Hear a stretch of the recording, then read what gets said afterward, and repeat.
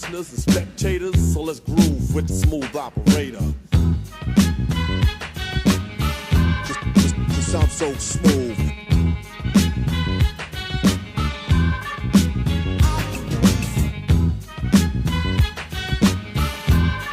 Just sound so smooth.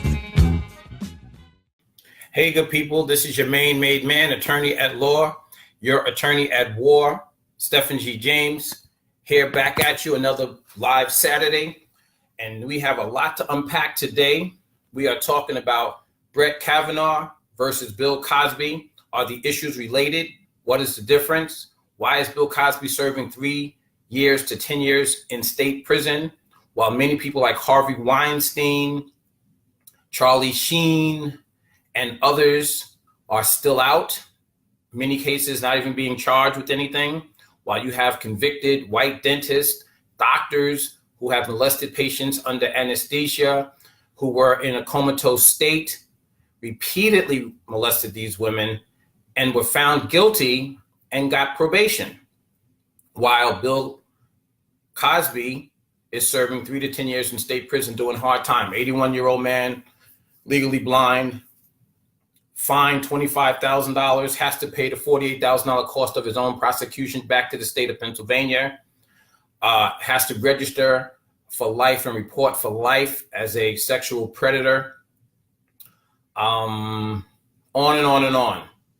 Paid Constant, the so-called victim in this case, the complainant, $3.8 million, paid her full college tuition, bought her mom and dad a new house, paid all kinds of money to this family, and then he was prosecuted only after securing a deal from the then prosecutor in the county, I believe it was Allegheny County, that he wouldn't be prosecuted in the Constant case as long as he settled with her civilly.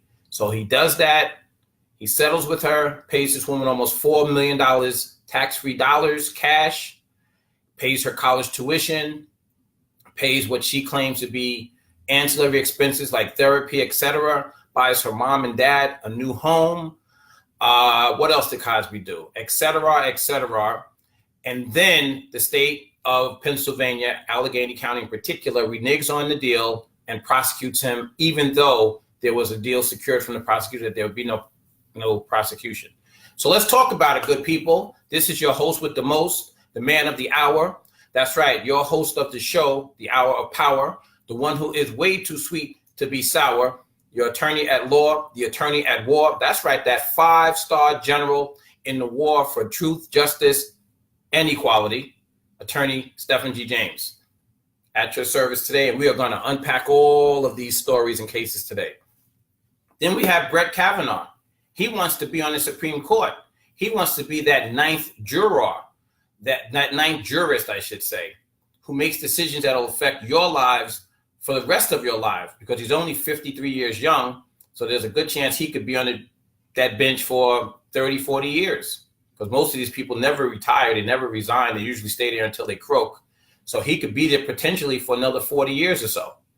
Do you want him deciding Roe v. Wade? Do you want cases like that? Do you want him deciding whether or not there should be rights for voting rights for Black people extended, or voting rights for gays, or any other of the issues that are at hand in today's society? Do you want a guy like Brett Kavanaugh making those decisions? Did you see his testimony before the Senate subcommittee the other day, in which he was very belligerent, very angry, almost obnoxious, some people would say, and he showed that he was someone who holds a grudge? Do you think that he has the temperament to be on the Supreme Court of the highest court in the land? And I'm not talking about Supreme Court in your local county.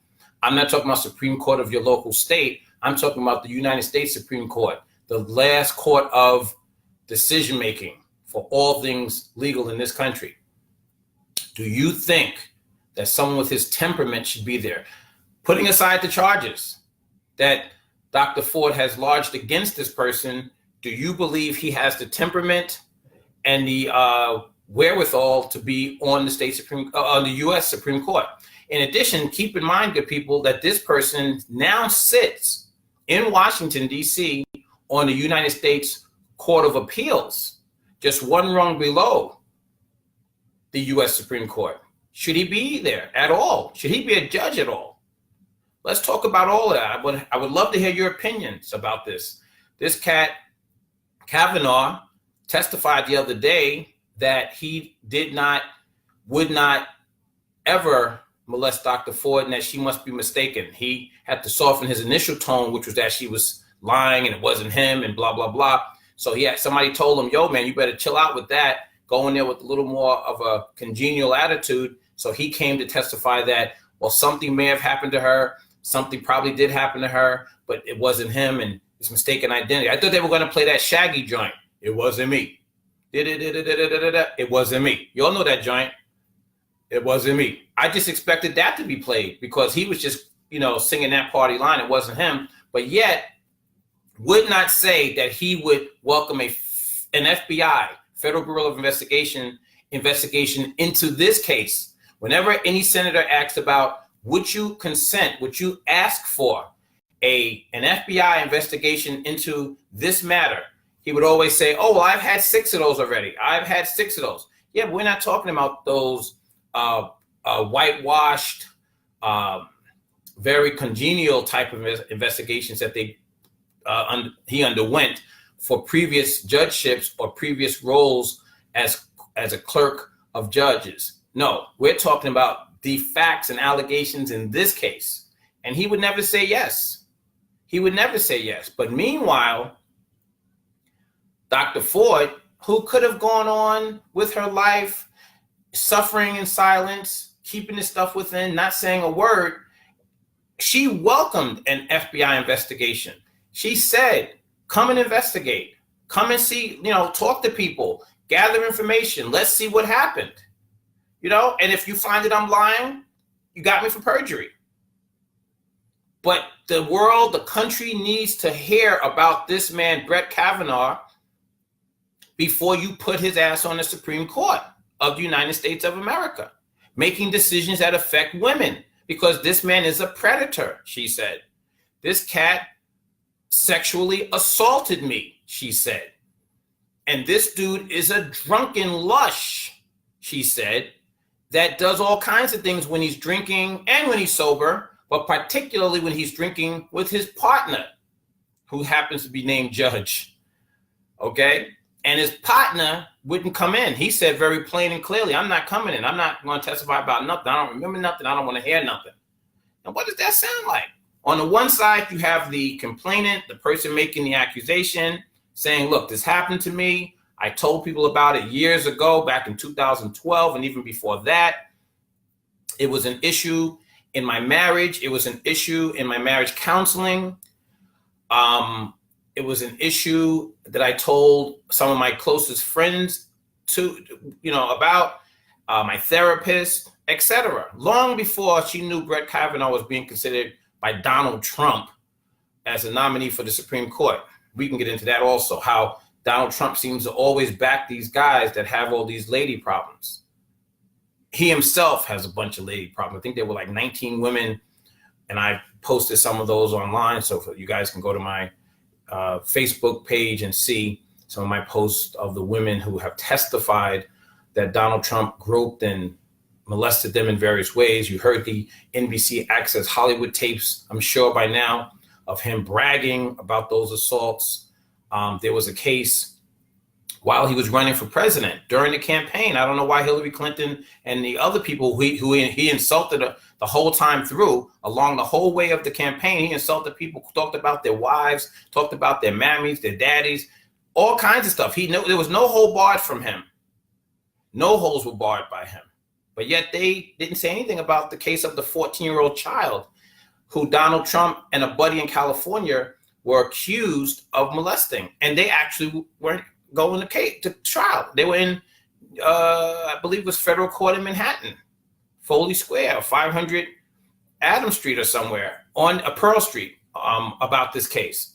So, Google that. Donald Trump and a buddy out of California charged with sexually molesting a 14-year-old girl in the state of California at the home of his buddy. All that's silent. So what does Donald Trump, your president, have in common with all these cats that he keeps standing behind? Remember the dude who was running for Senate last year. He was a judge as well. Used to hang out with candy bars and a bag of candy by the junior high schools, trying to entice young 10, 11, 12-year-old girls to go with him. And he was a repeat offender. I mean, the schools knew about him left, right, and center. It was in Alabama. And they would, tell the girls just to stay away from him because no one would do anything about this guy. The authorities would do nothing about him. So the teachers and the parents had to start safeguarding their children themselves because this dude was a serious predator. That came out during the campaign. And once again, Donald Trump stood by this dude. And here we are again with Donald Trump saying that Brett Kavanaugh is a good guy. That these are scurrilous lies. This is a plot by the Democrats. This is some sort of setup. This isn't true. What do these guys have in common? Trump and Kavanaugh and these guys that Trump continuously, it seems, to find himself supporting that have this in their background. The guy who worked at the White House, the aide to Donald Trump, beat the stew out of his wife on a regular basis. When he'd have a bad day, he'd come home and knock the crap out of her.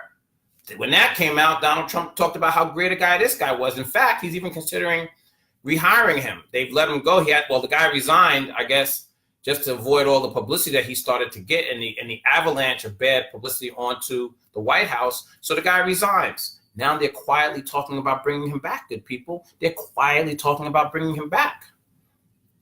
So let's talk about all these cases. You got Cosby doing 3 to 10. He's already packed up and shipped out to prison. Already running away from the bad guys in jail. And, 81-year-old, frail, blind man who is not in the best physical shape and emotional shape. They're trying to put him in population. Okay? And the accusation that he was convicted of was drugging without her knowledge and groping above her clothing, the outer clothing, the breasts of Andrea Constant, who some people have argued is actually a man. Not me, I don't know, but that's what people have said, that this is actually a man, a basketball player from Temple or wherever she was at in Philadelphia. And he's doing 3 to 10 years behind that. After paying her or him or whoever $3.8 million in cash, after securing a deal with the Allegheny County prosecutor's office, the prosecutor, the elected prosecutor, the DA himself said, we will not prosecute you in this case. Just settle this matter with her civilly and it'll be done. And unfortunately, the foolish lawyers that Cosby had at that time did not get that in writing. But to his credit, the prosecutor who made that promise did come forward and say, yes, while it's not in writing, I will stand by what I said. I did promise that if Cosby settled this matter civilly with Andrea Constant, then there'd be no prosecution. And with that understanding, Cosby then proceeded with the civil matter, which of course you people may or may not know, includes oftentimes depositions. That's where folks are under penalty of perjury, given sworn testimony where they can be asked from either attorney, either side, the plaintiff and the defendants, attorneys, facts and circumstances about their lives, about the case, etc. So under those circumstances, Cosby was exposed and was compelled to speak. But he had already secured, he thought, a commitment from the DA not to prosecute him criminally. So he spoke about, whatever time he spent with Constant and how they use drugs and stuff like that. And I believe there's even footage out there of her being interviewed, not under oath, but, casually on talk shows and whatnot, where she's talking about willingly taking these drugs, these Quaaludes and uppers or whatever they were, downers, and she did it willingly. But at the court trial, the criminal case, she testified that they would slip to her. Like, you slip something in somebody's drink and they're not aware of it. And, they wouldn't have consented to it had they known, et cetera. That was her testimony. And so he was convicted of slipping this woman some drugs and fondling her above her clothes, about her breasts and whatnot. And for that, he's serving 3 to 10 years. He has a lifetime designation as a violent sexual predator. He must always report within a month wherever he lives to the local precinct and to neighbors. He must also undergo a lifetime of psychotherapy, counseling for his mental illness as a violent sexual predator. He must pay $25,000 in a fine. He must pay $48,000 for the cost of his prosecution. Now, he can afford all of that. The man's a billionaire, literally billionaire, not exaggerating. He's a billionaire. So those aren't the issues, but these are just the facts.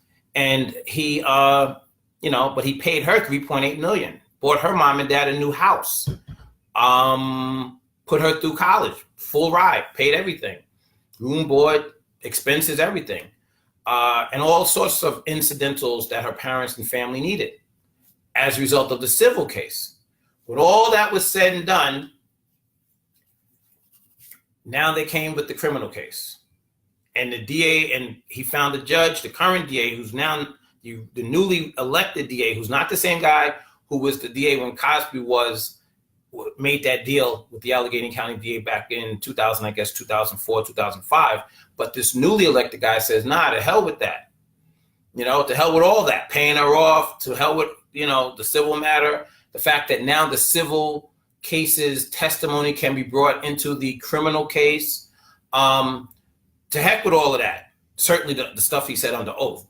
To heck with all of that. We are going to prosecute you. I know you had secured a promise through your lawyers not to be prosecuted criminally. To hell with all that, because they couldn't find anyone else from California to Pennsylvania whose case was ripe, available within the statutes of limitations to prosecute him. So the only person that they had was this Andrea Constant person, because in the state of Pennsylvania, there is no statute of limitations for that type of charge. So they were only able to go after Cosby through Andrea Constant. So they poked her up, dusted her off, and said, hey, we need you over here to get this guy, and no one else can get him. All these women who make these allegations out in California and other places, New York, the statute of limitation has passed. These things happened, according to the women, 30, 40, 50 years ago, and you're the only person who we can use to get Bill Cosby. Are you with us? And she said, yes. This is attorney at law, Stephen G. James, coming at you with your show, The Hour of Power. That's right, hosted by the host with the most, the man of the hour, the man with the power. He was too sweet to be sour. Your 5-star general in the war for truth, justice, and equality, Stephen G. James. You can reach me at 646-905-9000, 646-905-9000, Monday through Friday. If you have any legal issues, questions, or answers, we take legal answers too. We'll be happy to entertain you. 646-905-9000, the law firm of Stephen G. James and Associates, PLLC. This is a professional limited liability corporation, and I am Stephen G. James, your host with the most. Okay? The man with the plan, with the master plan, right here in the palm of my hand. Give you what you asked for and then some more. Why? Because that's what you came here for. Let's go on and check in and see what the good people have to say today.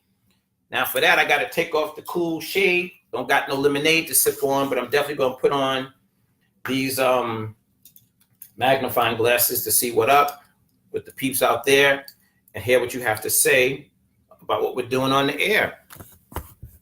Who do we have today on the check-in? Oh my goodness, yes, we have Zernan Sims Evans. How are you? Michael Williams is here. Sharon Key, good morning. Frank Pupo has joined us. Princess Emalia Judah Israel is here. Hello, Princess. Frank Pupo says Dr. Ford's data points were compelling. She knew his best friend. She knew other people there. And there is a calendar entry that could be the event in question. Absolutely right, Frank Pupo.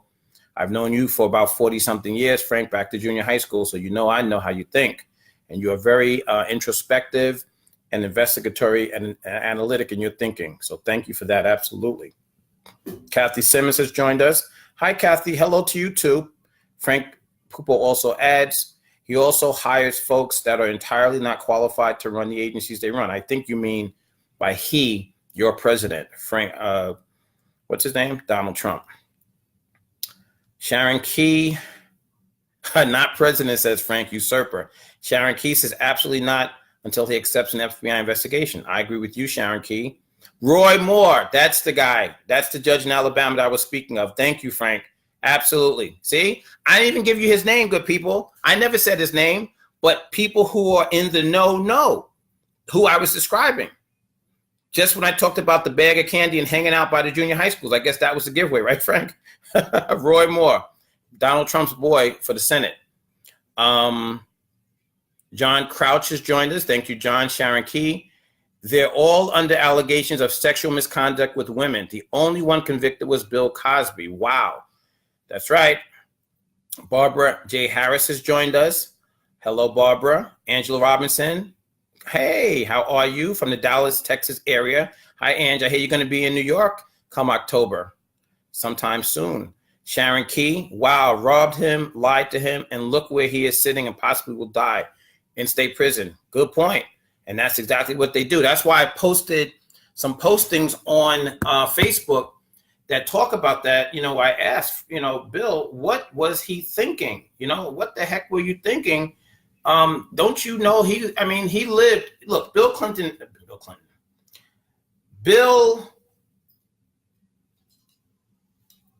Cosby, I'm getting Clinton Cosby in my mind. Bill Cosby is old enough to have lived through damn near slavery time, okay? He didn't, but I'm sure he had relatives who he met who had lived through it. So Bill Cosby is old enough to have gone from the 30s all the way up to 2018. He knows better than probably anybody listening in our audience today, which is heard in over 178 countries around the world and all over the United States, in North America, Canada, etc., Nova Scotia. He knows that his behavior was going to have a payday someday. And I don't mean a payday for him, pay by him. He knows, or should have known, that there's going to be a tax on all this stuff on his ass. He's not new to this. He should have stayed true to this and recognized that he was going to get himself along with other people in a trick bag. And of course, he's the first one prosecuted and the first one whose ass is sitting in jail. But why is that a shock to him? 81 years old? That means he was around before the 50s, before Emmett Till went down, okay? When lynchings were common, all right? I mean, Bill Cosby was born, I want to say 1938, 1937, somewhere around there, if he's 81 years old now. So, come on, Bill, you lived through the 40s, you lived through the 50s, you lived through the 60s, the civil rights movement, the water hoses, the dogs, the whole bit. So what happened to you? What happened to you up here that you forgot where you were at? And what these people are capable of doing to you? So when you guys see my posts today saying, Bill, what were you thinking? I have about 4 or 5 different issues that I posted where that's my banner point. Bill, what are you thinking? What were you thinking? Because I know what he's thinking now, but what were you thinking all those years? This is not a situation where this just came up all of a sudden. There was an interview that he did. I forgot who the interviewer was, but it's online. I posted it. Where I think it was Larry King or somebody. And this is 1991. And he's bragging and boasting about Spanish fly, which back in his day, well, yeah, I guess in his day, was like a aphrodisiac.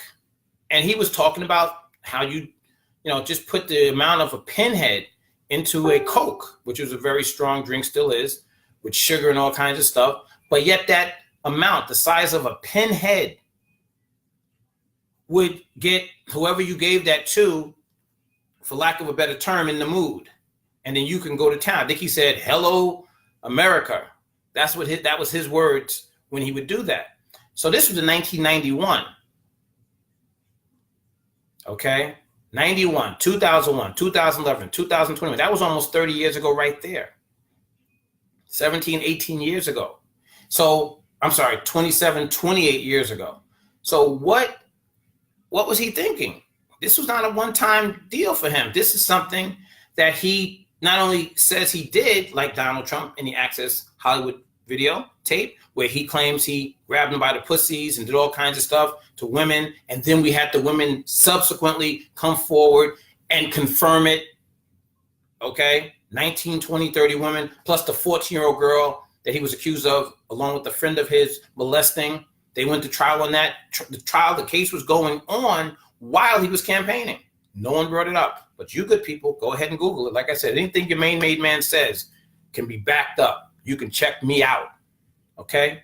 So why is it that Bill Cosby is sitting in jail tonight or today and was last night and will be tomorrow night? Because of his own stupidity. I mean, let's just be real. He put himself there, whether it was fair or unfair or other people didn't get arrested or prosecuted or not in jail. Weinstein is facing life imprisonment for his charges here in Manhattan, but he's not being held in jail. He's allowed to roam and be a predator. If the allegations against Weinstein are true, why is he still out? That means this man is a habitual rapist and dangerous predator. Why is he out? You know, Charlie Sheen, he finally was let go. Finally, after they paid this dude, I don't know what they were giving him, $10 million a show. You know, he made hundreds of millions of dollars on that show, 2.5 Men. And he was coming to work drunk and acting crazy, being irresponsible and unreliable. You know, he got into drugs. He used to beat his wife. I forgot her name, but if anyone knows it, you can tell me. That tall, skinny, blonde girl out there. They had a child together. You know, he used to beat up on her. She testified in their divorce proceedings, and he didn't deny it. Then he caught HIV, and he was still having unprotected sex with all kinds of women, porn stars, prostitutes, everything. And he bragged about that stuff, by the way. I'm not telling you guys no secrets now. This is not attorney-client privilege, even though I've never represented him. I'm not telling you anything that's a secret or that's not known. He even bragged about these things that I'm telling you right now. He infected many women with HIV, which is a crime, a felony in the state of California and the state of Nevada. He hasn't even been arrested, charged with anything. He was fired from his job, but hell, $700-800 million later, okay, go ahead and fire me. Give me time to go out and spend some of this money and have some more fun, chasing porn stars and whatnot. So the point I'm making is Bill Cosby is sitting in prison after all the circumstances I've laid out for you good people. And the only thing I guess he can ask himself is, damn, Bill, why didn't I wake up after 30, 40 years of this stuff? What country did I think I was really living in, where I was going to get to die without facing the music? Doesn't happen in America for people like Bill Cosby. And he needs to know that. I think he knows it now. Okay, good people, this is the Hour of Power, hosted by your main made man, attorney at war, that 5-star general in the war for truth, justice, and equality, Stephen G. James. You can reach me at area code 646-905-9000. That's 646-905-9000. And that's the law firm of Stephen G. James and Associates. And you could also check me out at our website, www.stephengjames.com. That's www. You can leave off the www. You can just put stephengjames.com. All letters are small and run together. stephengjames.com. Check out our website. Let me get some positive or negative feedback, because, you know, we do it all for you. So let me know what you think, where I can make improvements, or if it's, you know, solid, 100%, whatever. You know, I'd love to hear your feedback. And also, I'd like you to know some of what our services are. And if you want to see past shows of the Hour of Power, you can find them there as well. So among other points of information, stephengjames.com is the website. And, you know, let's get it on. Or you can Google us, find out some of our more interesting cases, some of the things we've done recently or in the past. We've been doing this for over 31 years in the game. So, you know, we have history. So holla at your main made man. Let's see who else is here on the check-in. and what you good people have to say. What say you? We have Heather Fraley. Hi, Heather Fraley. How are you? Angela Robinson. Hello, Mr. James. Hello, Sharon Key. That calendar is bogus. Oh, you mean the one that Brett Kavanaugh offered? You think he's lying, right? Kavanaugh calendar is totally bogus. Well, I'd love to hear what you think. What are the views that you guys hold on what we've been talking about? We've been talking about Bill Cosby. We've been talking about Andrea Constand, the fact that she's been made into a multimillionaire thanks to Bill Cosby groping her breast and slipping her drinks that she claimed she was unaware of in her sworn testimony. But then in conflicting interviews, she said that she was aware and took the drugs willingly, the little blue pills. And we're not talking about Viagra, we're talking about Quaaludes. So what do you make of that situation? Also, we're talking about Brett Kavanaugh and Dr. Ford, his accuser. And you know what? It's not just Dr. Ford who's accusing this guy, but there's also 2 or 3 other women. And the Republican senators don't want to hear about the other women. They didn't want to hear from Dr. Ford, but they definitely don't want the FBI to investigate the other women's allegations as well, because they might find something. And you got to watch that. What's this senator? Frank Pupo, help me out. You probably are going to remember him. McConnell. Okay. McConnell has information that he kept off the Senate floor during these hearings from other senators, particularly the Democratic senators. Mitch McConnell has information. And I think the FBI may uncover that as well. That will be further damning information against Brett Kavanaugh, the guy who likes to go drinking with his buddies and assaulting women, according to reports and allegations. So, good people, they say that, unfortunately, this is a horrific statistic, but what we're hearing is that 1 out of 6 women in America are sexually assaulted in one manner or another. Many of them by family members, unfortunately, both male and female victims and perpetrators. Male and female family members assault other family members who are male and or female. And they're saying that the statistic is, 1 out of 6. That's horrific. And climbing to 1 out of 5, which is like 20% of the women in America. That's horrible. And this is something that affects a man who's assaulted or a woman who's assaulted for the rest of their lives. And I know that based on reading the statistics, that therapists are saying that, it's difficult in many instances for them to tell anyone to even seek therapy because they're afraid that it'll come out while they're getting the therapy. But when people do seek therapy, one of the ways to, help alleviate some of that anxiety and that stress and that tension and that horror that they constantly relive is to confront the perpetrator. That is part of the therapy. And to try to get the perpetrator to, acknowledge what they've done to them, to the victim. So, that's part of why these victims come forward later, because in therapy, they're encouraged to try, when it's possible, to name and confront the perpetrator. Another reason why people, they say, don't come forward immediately is because they fear that they won't be believed. They fear that they're going to get the same treatment that Dr. Ford and the other women who are accusing this sitting judge on the U.S. Court of Appeals right now in Washington. He's a judge right now, folks, deciding cases right now. This guy with that temperament that you saw on Thursday. They're afraid to come forward because of the treatment that they received, that you see Dr. Ford received. You had people like Lindsey Graham, who's a senator, I think from Louisiana, saying things like she's a liar and he thinks it's a hoax and it's a bunch of bull and that they shouldn't put Mr. Kavanaugh through this. And he's appalled that they would even put him through this. And he apologizes to Kavanaugh's family and children and blah, blah, blah, and to him. And this is terrible. No empathy, no sympathy, nothing for the alleged victim, for the person bringing the charges. So these are the reasons, among others, that people in that situation are reluctant to come forward. So we don't know what the true statistics are.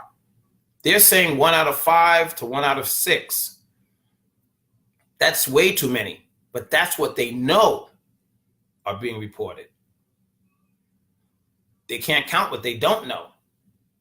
They can't statistically put into a formula the percentage of victims, men and women, boys and girls. It's not just women that this happens to, but both sexes can be a victim, especially as they're young and growing up, if most perpetrators are within the family.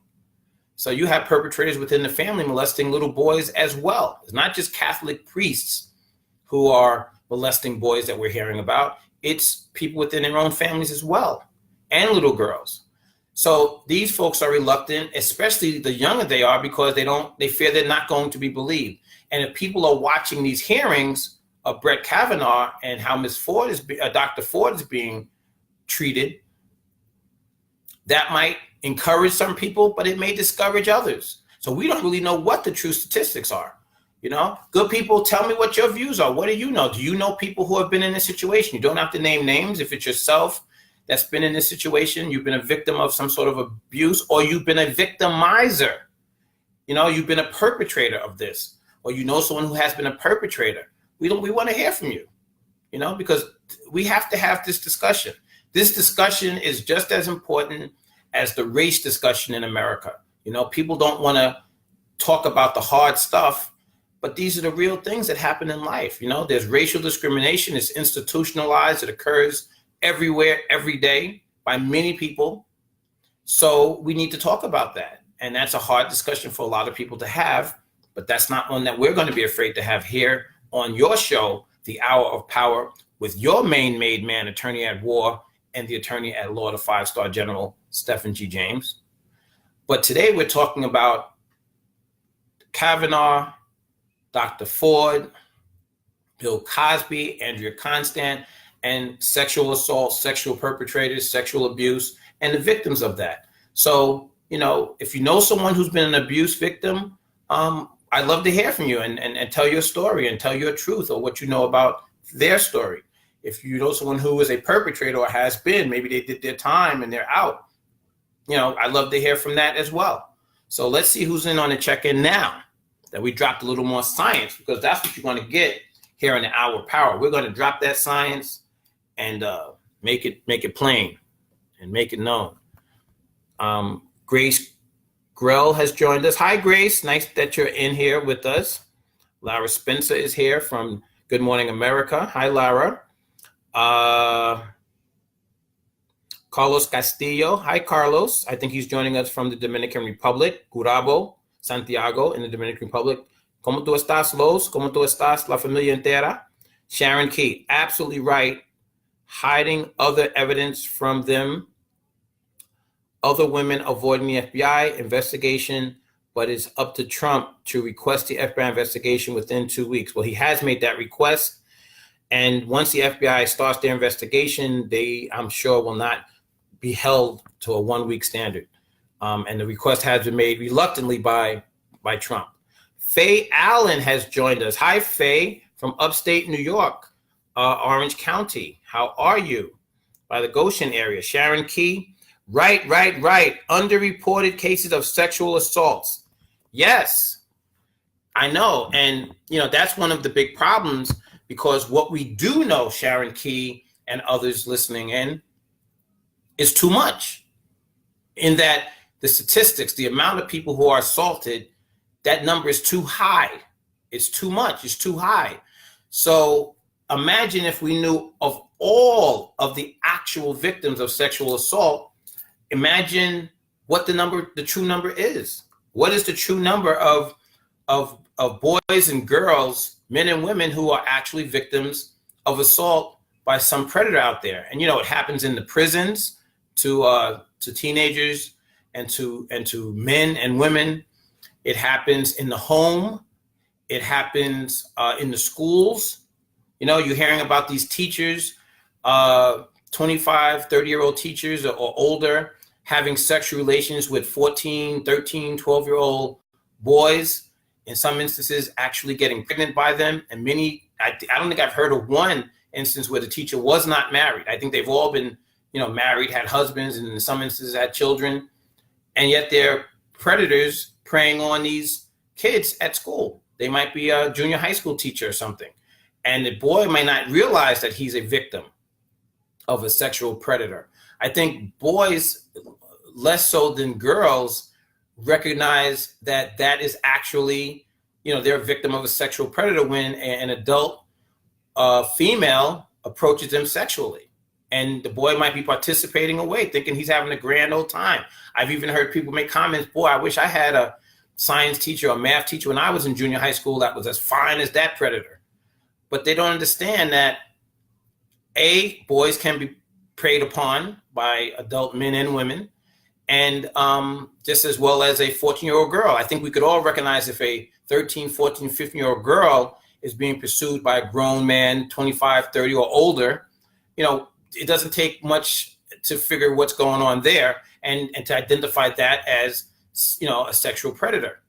But when it's a boy, he may not even realize that he's a victim. Only when the adults around or parents or authorities are notified, in many instances, does the boy realize what he has actually been going through is a crime. So it happens all over the place. That's my point. There are so many scenarios and ways that this is coming out. So I'd like to hear from my audience, which is the best audience on the planet, the absolute smartest, brightest people in a listening audience on the planet is the Hour of Power audience. So I want to hear from you good people, because you always have good and refreshing ideas and thoughts and viewpoints that we need here. That's what makes this show what it is today, which is one of the fastest growing international, interactive, internet, worldwide broadcasts in the business.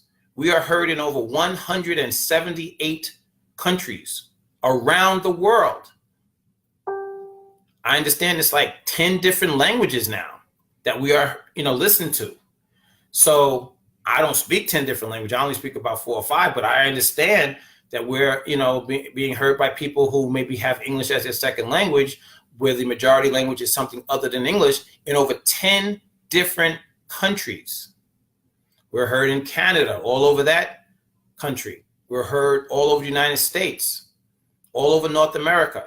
We're heard in South America, okay? We're heard in the Caribbean, all up and down the Caribbean chain, the Leeward Islands, the continent of Africa, about 5 or 6 countries there. We're heard in Europe. We have people checking in from everywhere around Europe. London, England checks in. France, France checks in. Spain checks in. So this is your show, the Hour of Power, because we have the smartest and brightest and the best listening audience in the business. I always look to you to help me see my way through these topics and these stories. So I definitely want to hear from you. I don't want to be the only one talking. It's just not about me. It's about we. And there is no we without you. So holla if you hear me. And I also want to know, do you guys think this show is valuable, that our voices should be heard, that our thoughts, ideas, and opinions are worth airing? Or do you think, like much of the broadcast networks and many people in media, that our voices are irrelevant and should be silenced, and that the only voices that count are right-wing, Republican-type, conservative voices, and that the rest of us need to sit down?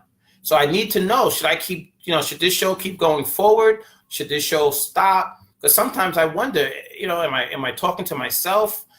Am I making any sense to the people who are listening? Or should I just, close down my, Chromebook and go home? Well, I'm broadcasting live from the penthouse, so I don't have to really go too far to get home, but you get my point. Am I making any sense to you good people, or should I just give it up?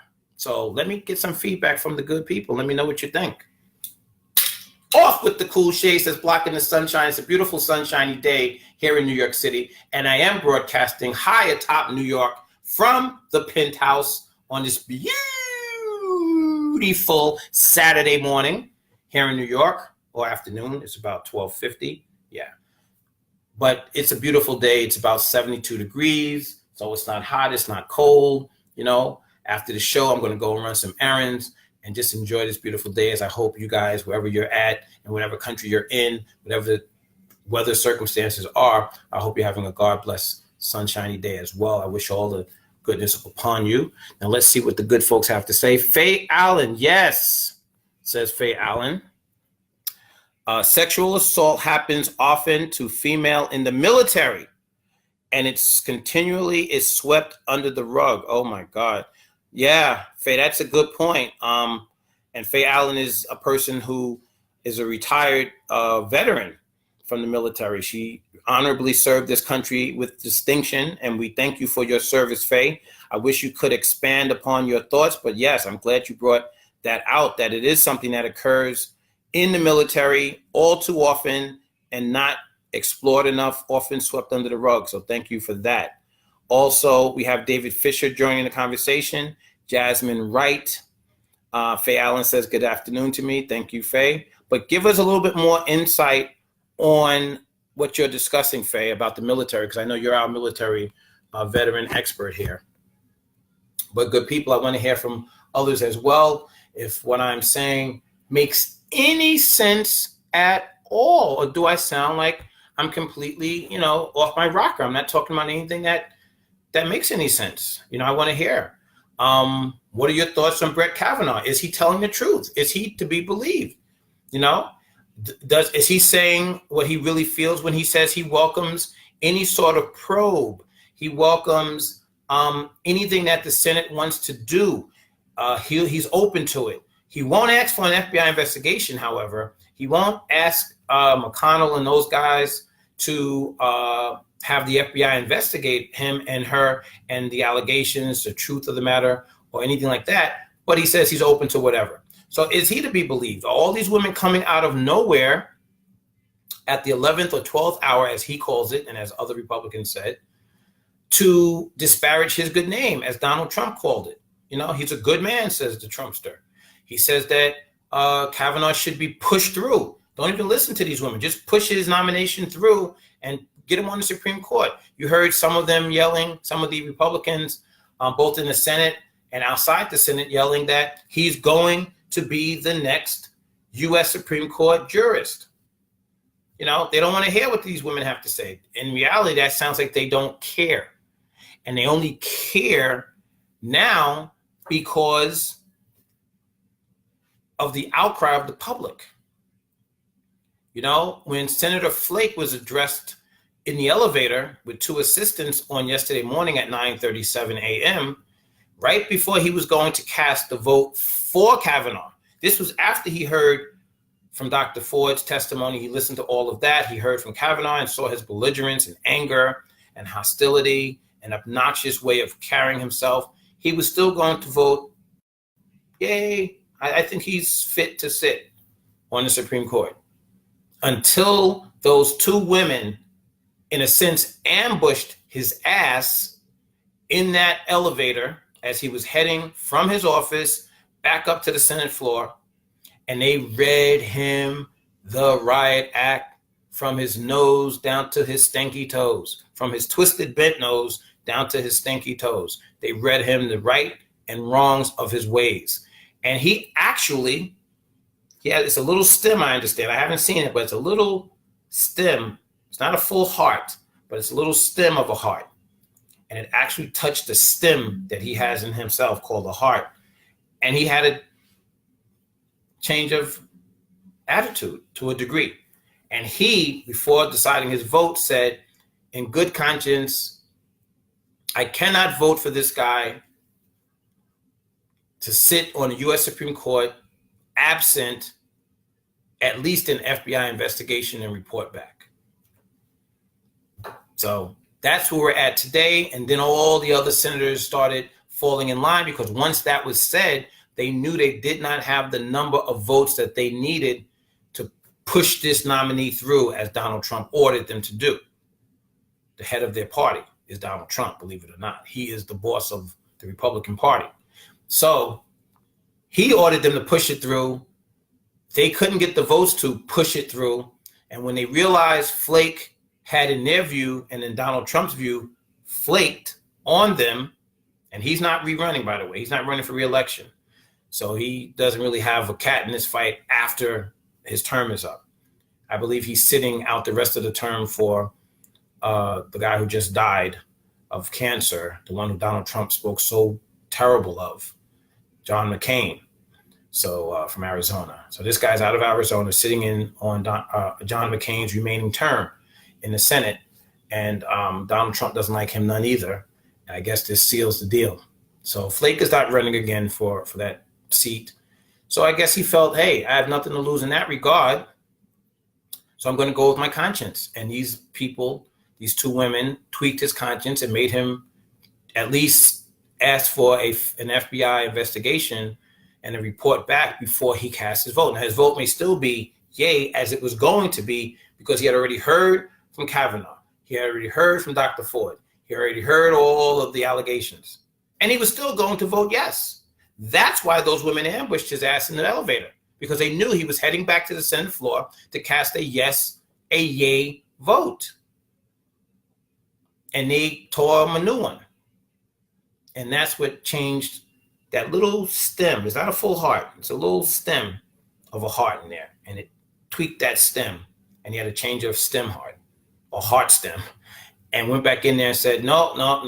I'm not saying no, that I won't vote yay, but I am saying I need at least the FBI report. And that's when they realized, the other senators who wanted this Kavanaugh guy in the U.S. Supreme Court seat, they realized, well, we're not going to get it today, so now we better start softening our stance. You know, Lindsey Graham changed his tune. Ted Cruz, who had just got finished talking that crazy talk just right before, an hour before, to show you how phony these guys are. Ted Cruz then started saying how, well, she seems like a nice person and maybe something did happen and he doesn't believe it was Kavanaugh, but it's worthy of an investigation. These are the same dudes who were saying, no investigation. Lindsey Graham, it's a hoax. It's foolish. He's been mistreated. You guys heard him on that stump on Thursday during the testimony. He went crazy for about 5 minutes and was going off. I thought he was going to jump out the window after he finished with his speech. He was so hot and bothered. Well, yesterday morning, after they realized they didn't have the votes to push this guy through, as their boss, Donald Trump, told them to do, ordered them to do, and some have likened him to a crime boss, actually. I've heard that term. Donald Trump acts like he's the head of a crime syndicate. So as their boss ordered them to push Brett Kavanaugh through to the seat on the U.S. Supreme Court as a U.S. justice, they realized it wasn't going to happen after Flake flaked on them. So then they had to change their stance because they don't know where this thing is going now. Okay? Now, what kind of people are these? Where they blow in the wind, they change their stance with the weather, whichever way the wind is blowing is the way they go. So you don't know really what they believe about anything, because they don't take a hard stand on anything substantial. I mean, they take hard stands when it comes to their pay. They take hard stands when it comes to their benefits. They take hard stands when it comes to their health care. They all get it fully paid by you and me, the taxpayers of this country. So they take a hard stand on things like that. But when it comes to things that don't affect them personally, you don't know where these people are on that. They blow in the wind, they blow with the wind. They take the temperature and they see which way the wind is blowing, and that's where they go. That's a shame, and that's shameful that these folks are spineless and they're a disgrace, some people say. Faye Allen, you're welcome. And yes, when a woman is sexually assaulted by a superior officer and reports it to the proper authority, it is considered a joke initially, or a suggestion that a female is trying to get a promotion or was rejected for a promotion. Because as we know, the military is primarily a male dominated field of service. Yes, we do. And yes, it is. And I'm so sorry that you may have witnessed some of that sort of poo-pooing of a woman's complaint of being either sexually harassed or molested in the military. But I appreciate your evaluation and your elongation of that point, giving us, just more to think about. And I'm sure that those statistics are not even kept. Like you said, if they're being poo-pooed and given short shrift and treated as a joke, then they're most likely not being statistically calculated in that 1 out of 6, 1 out of 5 statistic that we often hear by the professionals who keep track of these type of issues. So if it's not something that is being statistically counted, then that might even be even more than 1 out of 5. In addition to the people who don't report out of fear of being rejected or not believed, if someone doesn't report an incident of sexual abuse or an attack or rape or molestation and the like, I would think, and I am no professional in this field, but I would think, like, if someone is, has something that happened to them and no one wants to hear it from them, there's a sense of frustration. We know that just in our everyday lives when things happen and somebody doesn't want to hear from you about it, or they don't want to hear your complaining about it, and it's something that bothers you and you can't get it out. You become frustrated, you become anxious, you become angry. So, and it may keep you up at night. It may affect your ability to relate to other people well. You may be, if you're carrying this anger around, you may be short fuse, quick to snap. So it affects your personality. That's my point. It may affect you. And if you're young enough, it may affect how you develop. If you're a young female and this happens to you, and I've heard people say that they were raped or molested at 10 years old, 12 years old, 14, and they might be in their 70s or 80s. And they remember every detail. And they'll say, this I lived through every single day of my life. It replays over and over and over again. In my heart and in my mind, I relive it. And they may not have told anyone until they were in their 70s or 80s. And I'm not talking about authorities. They may simply tell a good friend, or they may tell their husband, who may detect signs throughout the marriage of something not quite right with his wife. And eventually she may tell him, well, 60 years ago, this happened to me. 50 years ago, 40 years ago, 30 years ago, this happened to me. And that woman, and I'm talking about women in particular now, may have lived with that inwardly. There's a war going on, but outwardly in silence, in that no one else knows about it but her and the perpetrator, who in many instances was someone known to her, trusted by her family. It could have been a family member. And if they didn't tell someone, then that sense of frustration, anxiety, anger builds up, and it may affect her in her marriage, in her work, in her social life, how she interacts with friends. So it's very important to get these things aired, whether it's through a therapist, a good friend, but therapists will tell you the best way to kind of move towards is there's no cure. You're never going to be 100%, free of this in your mind, but to have some level of inward peace is to confront the perpetrator. And to, if you can, even get him to acknowledge it. That's why it's so important for Dr. Ford to confront Brett Kavanaugh. That's why it was so important for her to come to the Senate hearing. She didn't want to do that. Nobody wants to testify about being molested in front of millions of people around the United States and the world on CNN. If you're embarrassed or ashamed or afraid to tell your parents when this happens, imagine telling the entire planet by way of CNN or something like that, where people can play this over and over and over again on replay forever, where you're being listened to around the world. So why would somebody go through that and expose themselves to that? And now an FBI investigation, which she also called for. In fact, she's the one who began saying, I want an FBI investigation before I even testify. And the good senators on the Republican side said, well, listen, you're going to testify on Thursday or you're not. We are not having any FBI investigation, and you're welcome to show up, and you're welcome to not show. We're moving forward without you, and the vote is Friday. So they left her really no choice but to show up on Thursday, tell her truth, let Kavanaugh tell his, and then let the chips fall where they may. And where they've fallen so far is that now they're going to conduct an FBI investigation because of all of the things that unfolded in the testimony. And all the women, and I do credit the women who were both victims or new victims or have children who were victims or parents who were victims, who came forward, who protested, who made noise, who let those senators see out their windows of their offices, both in their cities and towns where they're from and in Washington where they were at, just what the constituency was feeling. And that's why where we're at today on Saturday, September, 29th? Okay? We're here because of those women and Ford's testimony.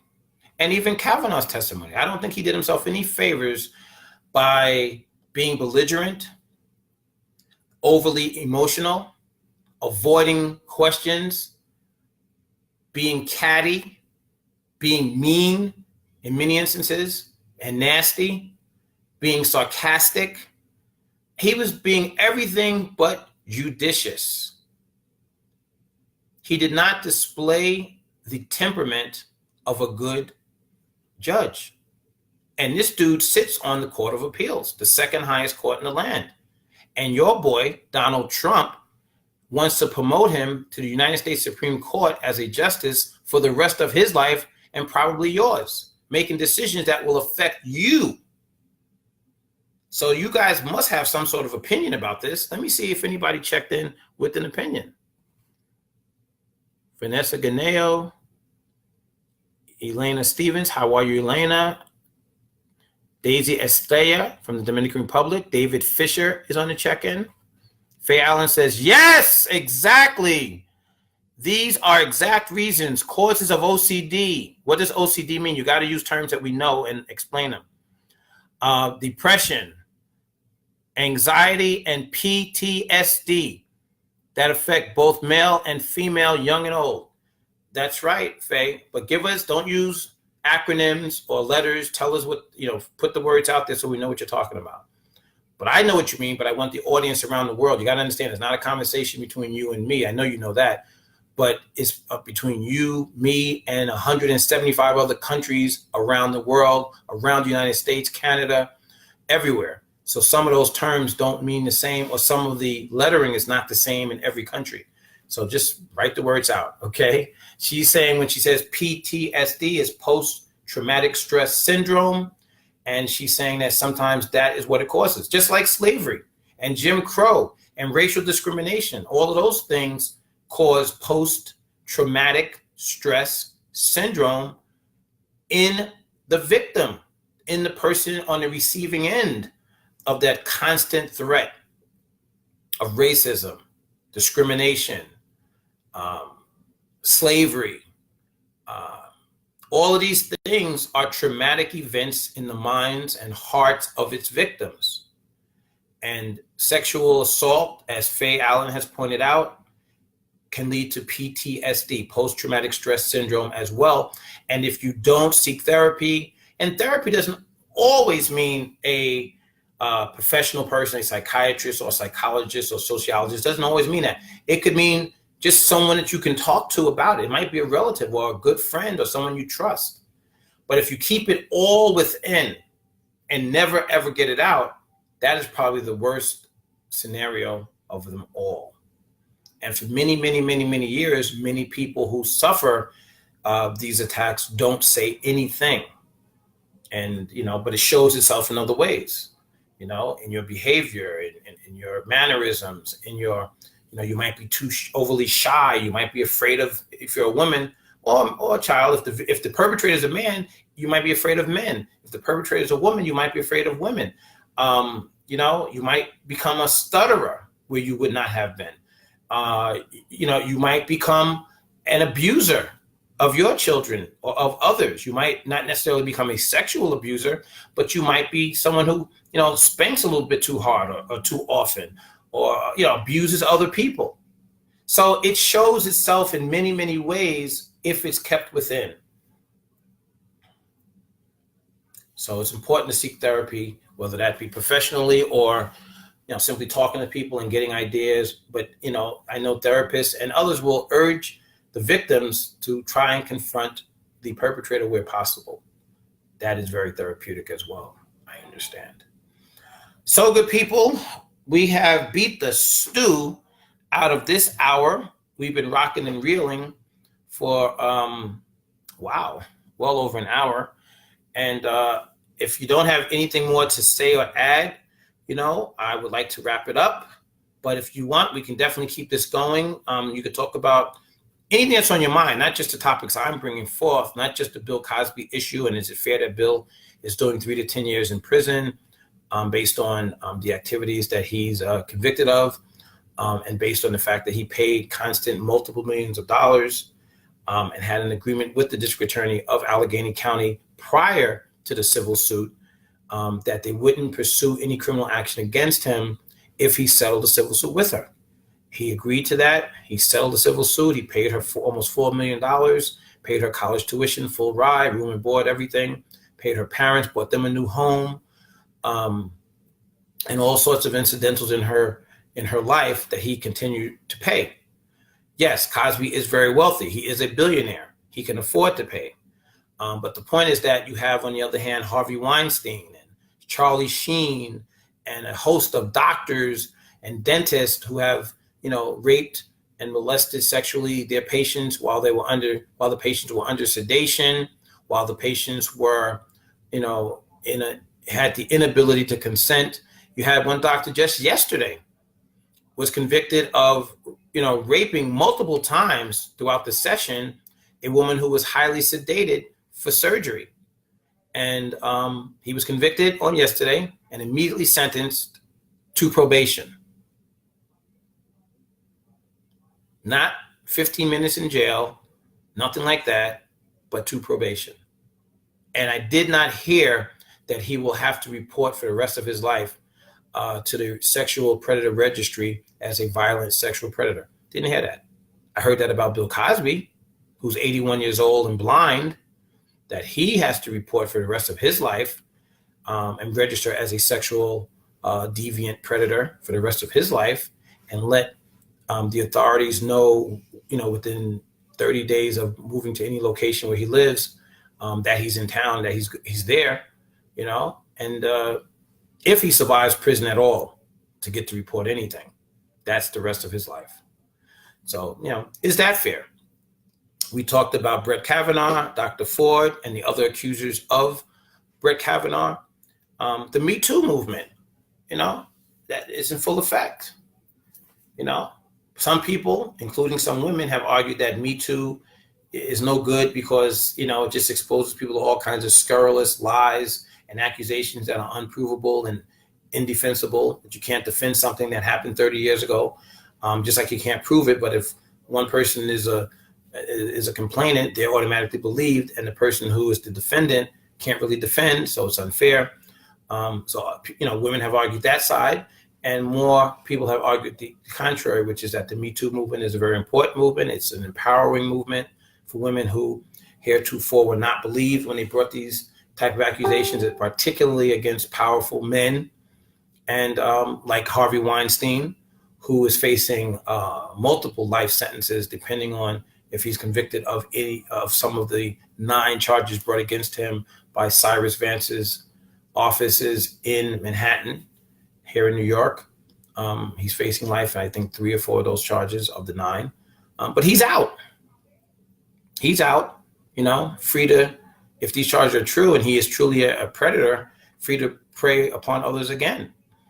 And of course, there are other jurisdictions waiting for him as well, like California, where he had his primary offices at the Weinstein Company. He and his brother ran for years and years and years, and he had that casting couch in full effect. The first thing his wife did when these charges came about And he said, no, I didn't rape anybody. It was all consensual. You know, we did have sex, but it was consensual. What his wife did was divorce him right away. I'm not supporting you. I'm not behind you. In fact, you know, get out. You know, and they have the kind of money where they can get up and go at the drop of a dime. So it wasn't like it was a hard thing for either one of them to do in terms of financially relocating from the other. But she's not standing behind him at all. You know, she's not Tammy Wynette. She's not Hillary Clinton. She's not standing by her man during these charges. So there's a lot of stuff out there, good people, that we can talk about. And I don't want to be the only one talking about it. If it's interesting to you, of interest to you, holler back at your man of the hour, the one who has the hour of power. He who is too sweet to be sour, your main made man, attorney at war. That's right, that 5-star general in the war for truth, justice, and equality, the professional, Stephen G. James. And you can reach me, good people, at 646-905-9000. That's 646-905-9000. And, you know, the law firm of Stephen G. James, always in full effect, 30 years plus deep in the game. So holla at your boy. Elena Stevens has checked in. Stacy Noon. Hi, Stacy. Thank you for joining us. Faye Allen, obsessive cleaning disorder. Thank you for that, Faye. That's important. That's what she meant when she said OCD. And that can be a symptom of, you know, a victim who's repressing a sexual attack, among other things. Some people are simply born with OCD as well. But I agree with you. It can be. Deborah Cobbs. Hi, Deb. We haven't spoken in a long time. I'm glad you're joining us today. Gerald Allen has joined us as well. Hi, Gerald Allen. I want to hear from you, good people. I don't want to be the only one hollering and talking about the subjects, but I know that these subjects are very, very sensitive to some people. Again, it's sort of like the race issue. Talking about racism in America is very sensitive to people. We talk about everything here. This is the hour of power. Your show, your interactive international program that is heard in over 178 countries around the world in over 10 different languages. We're heard all over the United States. We're heard in Canada, all over North America. But this is your show. There is no me without thee, which makes it we, okay? All of us make this show happen, and it's a response to the mainstream media blocking us out, silencing our voices, not allowing those programs that used to be around back in the day, Black News, Like It Is, Positively Black, inner city broadcasting, different shows, WLIB, you know, shows that express the viewpoints of the communities of color and the viewpoints of people who identified with the communities of color. You don't have to be a Black person or Latino or an Asian. You know, you could be a white Anglo-Saxon Protestant, but if you identify and relate to our concerns, you are in our community and we welcome it. So this show was born out of the need to have expression and discussion